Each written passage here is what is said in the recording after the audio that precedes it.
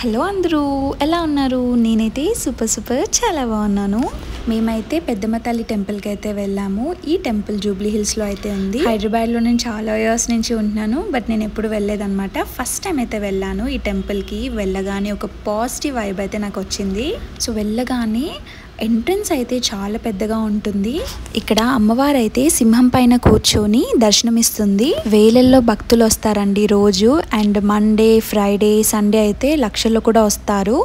ఈ temple history ఏంటి అంటే, మహిషాసురుడు అనే రాక్షసుడు ముల్లోకాల్ని చాలా ఇబ్బంది పెట్టేవాడనమాట. అప్పుడే అమ్మవారు ఆ మహిషాసుడిని సంహరించి మళ్ళీ ఇక్కడే ఆ దట్టమైన అడవుల్లో బండరాల మధ్య సేద తీరారంట. ఆ స్థలమే ఇప్పుడు జూబ్లీ హిల్స్లో ప్రస్తుతం పెద్దమ్మ దేవస్థానం ఉన్న ప్రాంతం అని భక్తులు నమ్మకం. అప్పట్లో తెగలు పెద్దమ్మ తల్లిని గ్రామదేవతగా పూజించేవారంట. అమ్మవారే స్వయంగా భక్తుల కలలోకి వచ్చి నాకు ఆలయం నిర్మించండి అని కోరుకుందంట.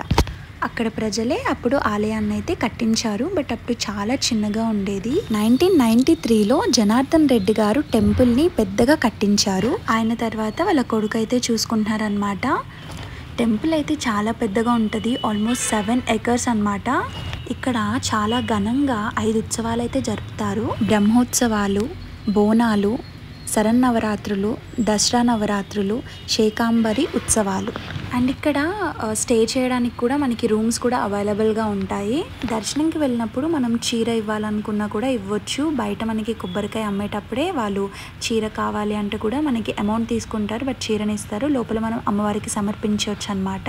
అండ్ అలానే అమ్మవారికి శారీ కడతారు కదా, అవి ఇక్కడ వేలం పాడతారనమాట. మనకి నచ్చితే తీసుకోవచ్చు. గోపురం లోపలికి వెళ్ళగానే గజస్తంభం దగ్గర చాలా మంది కూడా కాయిన్స్ నిలబెడతారు. మీరు వెళ్ళేటప్పుడు ట్రై చేయండి. నేను కూడా ట్రై చేశాను.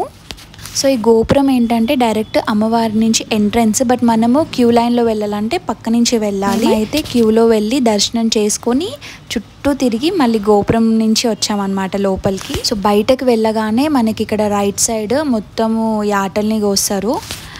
మొక్కులు చెల్లించుకోవడం అన్నమాట. సో ఇక్కడ ఇలాగా ఫుడ్ అంతా వండుకొని తింటారనమాట.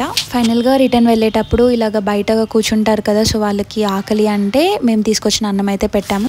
వీడియో నచ్చితే లైక్, షేర్, సబ్స్క్రైబ్.